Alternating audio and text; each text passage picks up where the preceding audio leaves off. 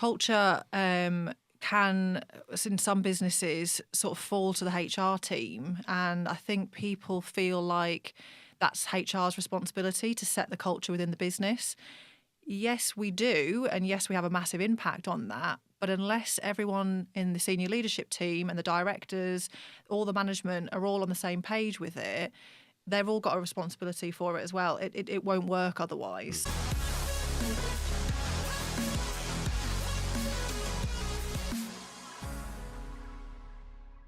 Hi, welcome back to the Armchair Show. I'm your host, Mark Ellis, and I'm joined today by two fantastic guests. Kate, I'll start with you because we've had Jeremy before. We're not going to ignore Jeremy. That's fine. To him in a moment, Nothing personal.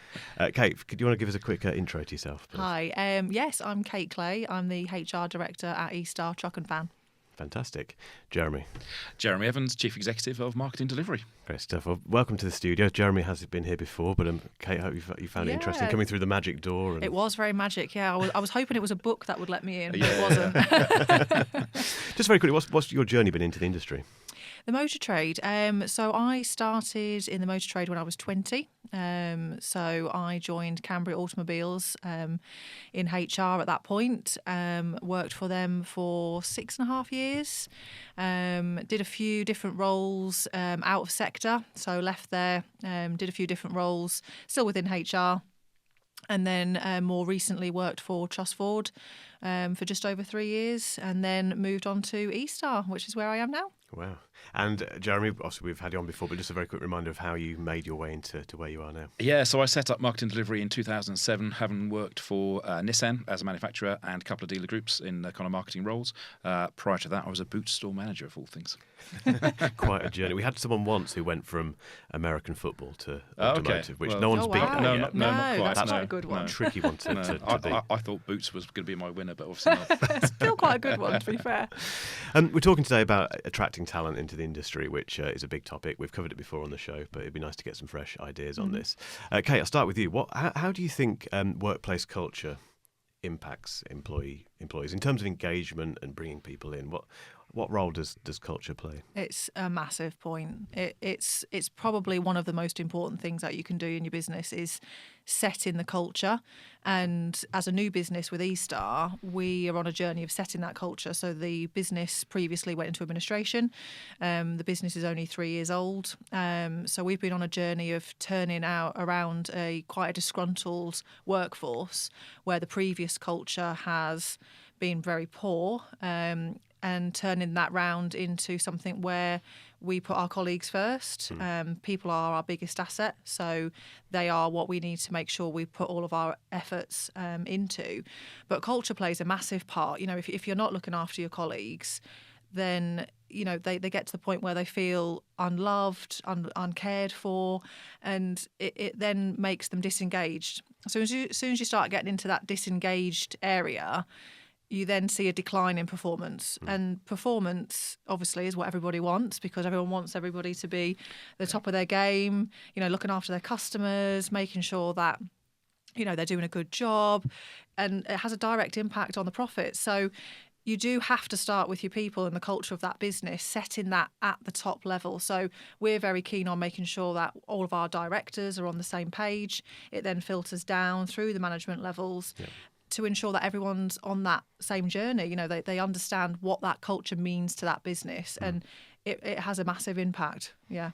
What is culture? Because that's one of those things where I think, particularly if you come into a business where, as you say, it's not the best culture in the world, those people who are embedded within that may even be wondering what on earth culture is. Can you define it in a single phrase? I think it's a hard one to say this is what it is, because I think it's made up of a lot of different components. I don't think I would be able to say it. For me, it's defined by. I think it means a lot of things to different people. I think if you're looking at in sort of in a silo perspective, you're potentially looking at what your engagement looks like in terms of employees, their health and well-being, the benefits that you provide, the environment even, so the working conditions. So if you look at Maslow's hierarchy of needs, that kind of sets it out quite nicely if you wanted to look at something infographic-wise. But it's all of those things. It all has an impact, and everyone has different needs, different wants. Some people it's all about pay. Some people it's about, actually, I can drop my child off at school in the morning and get in and there's no questions asked. You have that flexibility. So it's all about that, all adds up. It all feeds into culture. Yeah, everyone has different requirements, don't they? Yeah. Which makes your job very difficult. Does. What do you think, Jeremy, in terms of what does culture mean to you? I think it's how people feel. If people feel valued, people feel like they enjoy coming to work and don't feel resentful of coming to work, then they tend to stick around. And for certainly with my business, I judge that on the length of time people stay with us, really, and the fact we don't have an awful lot of churn of people. We celebrated my head of marketing did 8 years with us this week, still going strong. Came to us as a 19-year-old social media executive. So if people can go through that journey as the business grows, people can grow with the business and feel valued and feel stretched and enjoy what they're doing. I think there's also a time when you do have to accept the fact that some people are ready for a change or ready for the next step before you as the business are.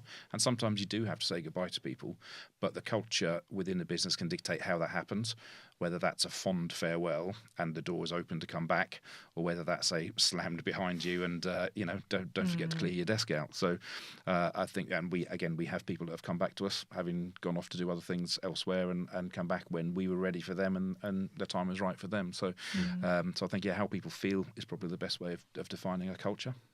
What do you do to create that culture in your business? So we've always been fairly flexible with people. So as you said, the working mums that need to drop the kids off or come back, we understand.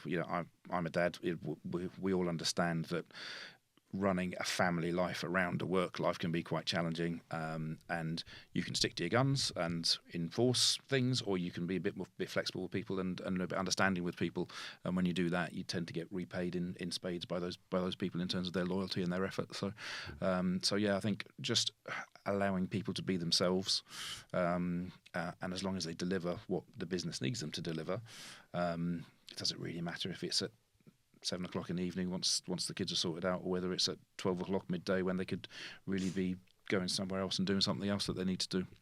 You kind of touched on it there as well, Jeremy, that it's about retaining people, but it's retaining the talent, isn't it? It's the people that you want to, and who clearly want to be working there. Yeah, and I think also on the flip side of that, you have to be fairly strong with people who maybe aren't achieving where you want them to be, because that sends a negative message to the rest of the team if you're prepared to put up with a drop in standards from somebody and everybody else is expected to work at a high standard. So I think there are some difficult decisions you have to make from time to time in a business, but I think that helps with the culture, because if it's a culture of performance and enjoyable performance, then I think you have to have a standard that people know what's expected of them as the business grows, and you have to be prepared to make those tough decisions as well as those rewarding decisions.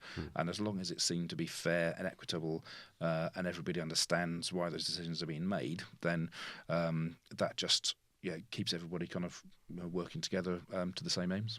Yeah, and from your point of view, Kate, in terms of how do you strike that balance between a positive work environment where it's it's all beanbags? I'm not suggesting this is the case for you, but where it's beanbags and arcade games and stuff in the kitchen versus being serious and actually getting work done, because that will have an influence on the people that work there, but equally the people that are attracted to come and work there. How do you strike that balance between the fun side of the culture and the getting stuff done side? It can be tricky, to be honest. And again, I think it's the type of business that you want to be, and where you want to achieve and where you want to head to. Culture can, in some businesses, sort of fall to the HR team. And I think people feel like that's HR's responsibility to set the culture within the business.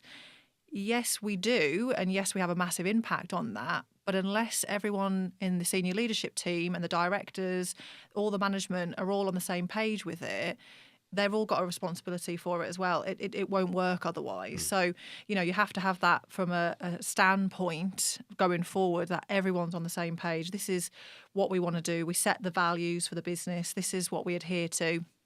This is our expectation level, and it feeds through. So, you put things in your appraisals so that you mark people against their values. So, again, that feeds through. I think you need to have a balance at work, because you can't rule with an iron fist, because people will just be disengaged, turned off, and be like, see you later, I'm not interested in this. But at the same time, you need to create that environment where people feel like they can be themselves and can bring their whole selves to work, which is something that we are, that's our motto, that's one of our strategies for this year, is to bring his whole self to work. And we've got different initiatives throughout the year which will allow for that. So you've still got, your regular meetings, talking about KPIs, where the business is at, the financials, etc., which is, all the more serious elements to it. Diversity training, the unconscious bias training. There's lots that feed into it from that side, which again is serious and important. But then we have the fun things. So we had a food van at the beginning of the year that we sent out to everyone. Blue Monday that everybody is trying to come away from, I think, now, because it's not a very nice time of the year, is it? We have food vans that go out. My HR graduate yesterday was wearing bunny ears because we were looking at giving Easter eggs out. So he was getting really into the spirit of it. So it's just nice to create a nice working environment for people. I think the work environment itself, in terms of the facilities, we've got 2 state-of-the-art facilities at Knowsley. They're all brand new. The offices are lovely, really, really nice. So that creates a nice feeling, and you get good people that are then attracted because you've sorted out your benefits, etc. You're on that journey.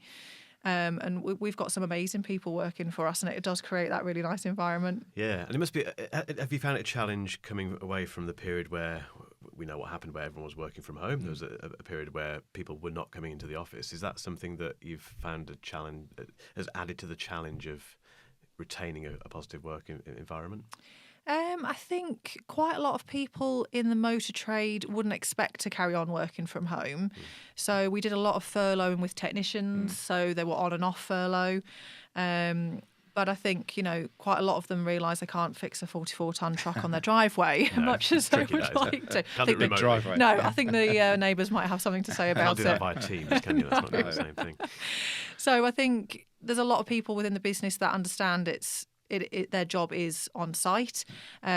We've been a bit more flexible since COVID in terms of people do need that flexibility. So, we will allow people, as I say, to have flexible working. There's been an increase in requests for flexible working, which is really nice to see. And it is that distance. Sometimes I think people feel like they need to do flexible working or they need to do hybrid working because everyone else is doing it.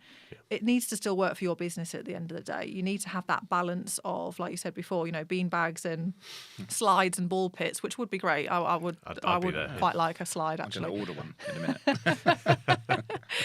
But you've got to have that balance. Of course, yeah. What are the key components of a positive environment in your business? I guess we've always had some remote workers because we have account managers up and down the country. I think the key difference now is pre-COVID, when you applied for a remote role, you were already in that mindset of this is how I work, whereas COVID enforced that on all of us, whether people were ready for it or not. We have a hybrid operation now, so that the people who used to work in the office 5 days a week are in 2 days a week. As I said, we've always had remote account managers. We've always had remote software developers, and they can be anywhere in the world, let alone the country. And we've put processes in place to make sure that communication is in place. So every team has we call it a stand up every morning, where everybody goes through what they've got on for the day and difficulties that they have and who can help who with issues. And that's a discipline we put in place initially for the tech team, because as I said, we had remote developers around the world, but we've adopted it for the client services team as well, because that just keeps everybody talking to each other regardless of whether they're working from home, working remotely or in the office. So ironically, we've probably got more communication between the teams now than we had when everybody was in the office every day. But that discipline means that it's much easier for people to talk to each other and share workload.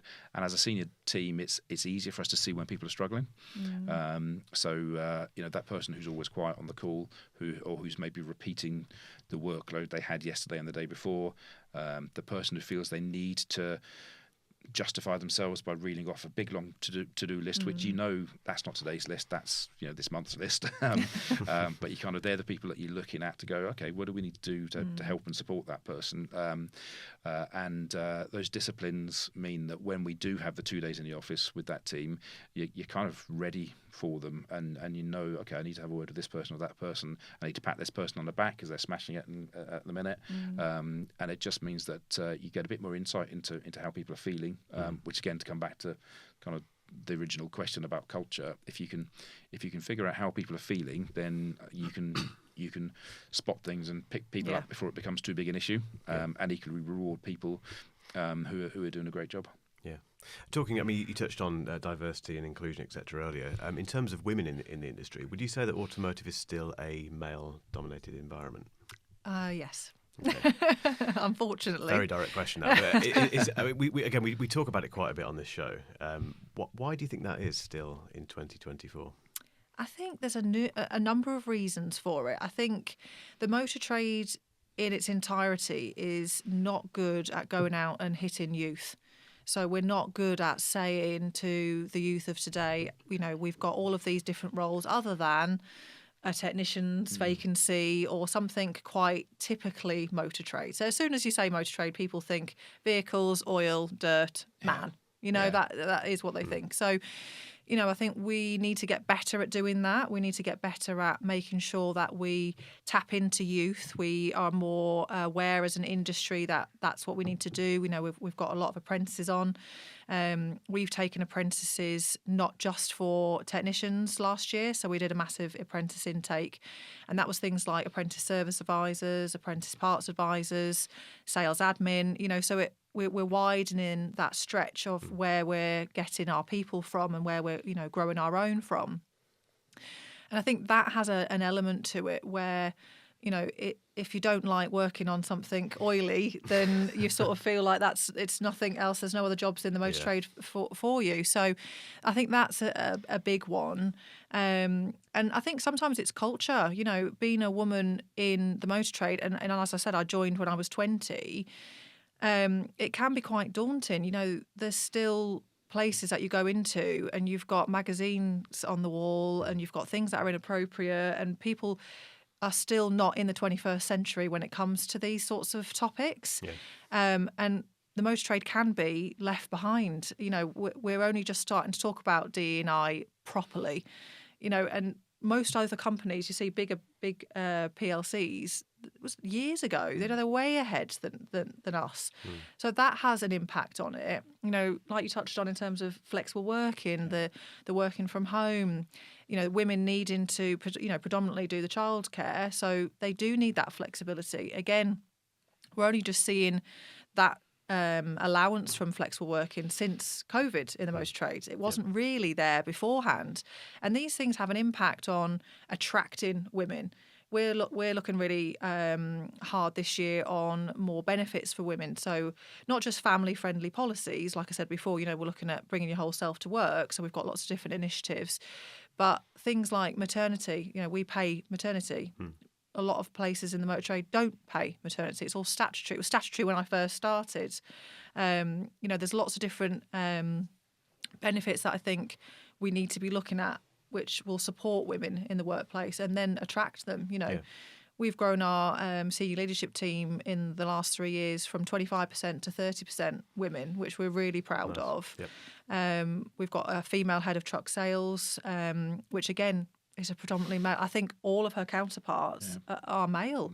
So, we will do and invest as much as we can in bringing more women and a diverse workforce, full stop. Yeah, it's so deeply embedded though, isn't it? It's just a mindset, like you say. It's just that kind of preconception that you have of working with cars or on cars. I think when you can wider into kind of supplier land, I think the balance is a little bit more equal, because then you're looking for people who are not necessarily in the motor industry to be in the motor industry. They're in the motor industry because they're good marketers, they're good in accountants, they're good commercially adept and aware people, and maybe from other industries that have come in. So I think if you're not dealership based, I think in that wider part of the industry, I think the diversity is greater.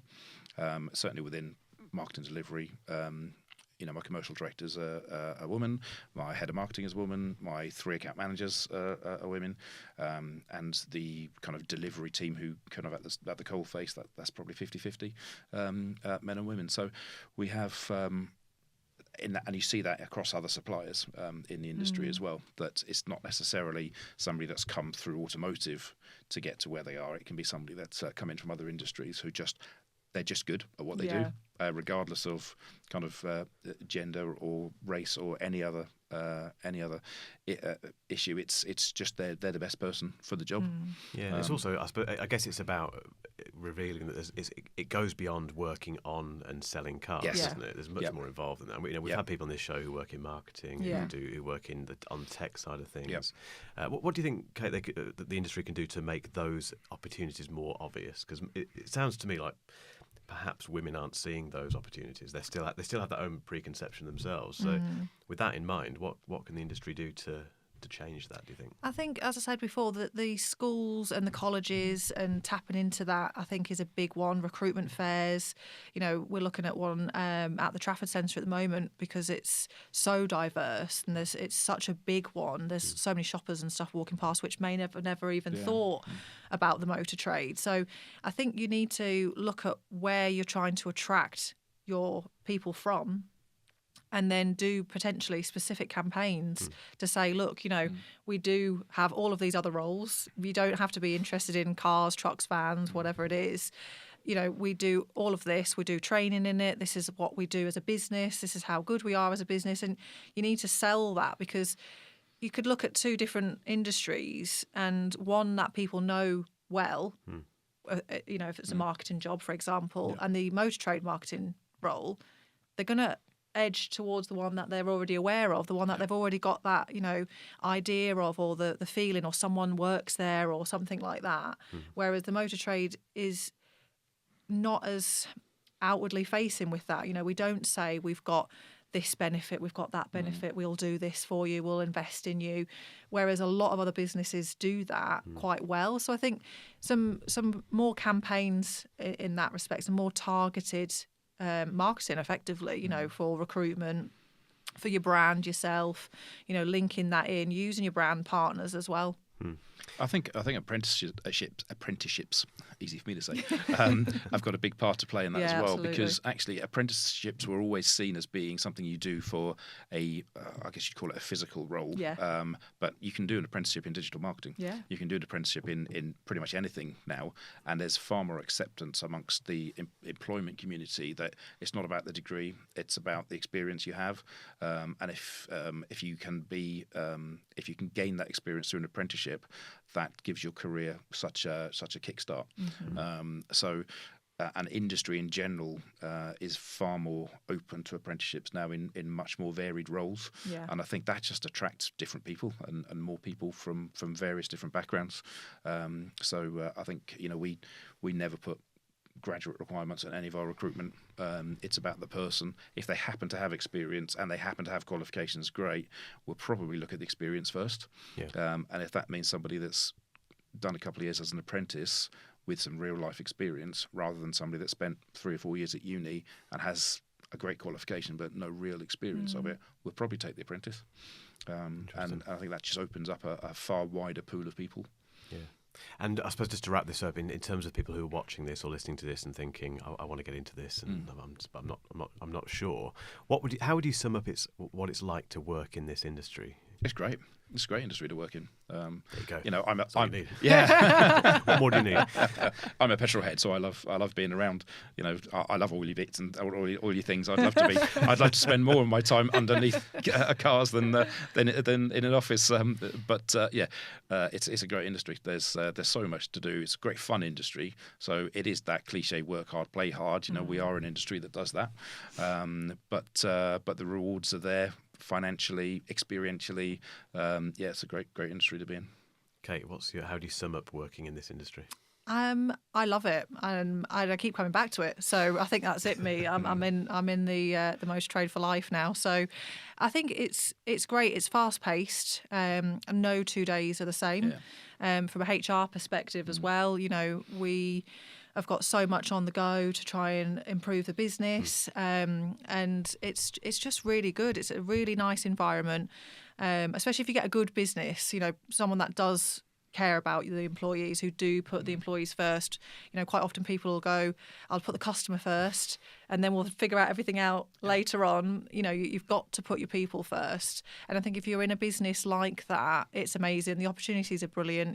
There's career progression. And yeah, I just love it. Yeah, I'm here to stay with it. It's the best advert for the industry, isn't it, really? I'm sure you'll have helped a lot of people on this who are watching this, guys. But no, thanks for coming in. We could carry on chatting. I always say this, but it's genuinely the case. We could carry on for a long time, but we do have to wrap it up, unfortunately. But thanks for coming, Kate, for your first time. I'm sure we'll have you back. Yeah. And thanks again, Jeremy. No worries. I have no doubt we'll see you again. I'm sure. Cheers, guys. Appreciate it. Thank you. Thanks.